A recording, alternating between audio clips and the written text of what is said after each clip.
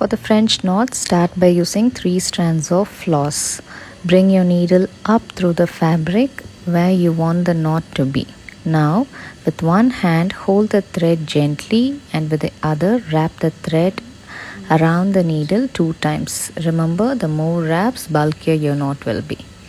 Next, insert the needle through. Keep holding the thread gently so it stays wrapped around the needle.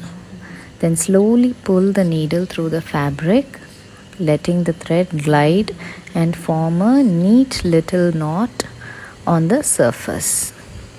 And there you go, you have made your first French knot.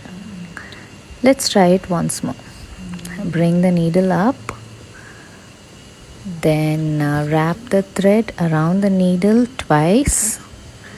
So now I'm wrapping it. I'm inserting the the needle back into the fabric. I'm holding the thread lightly and now I'm just pulling the needle through gently.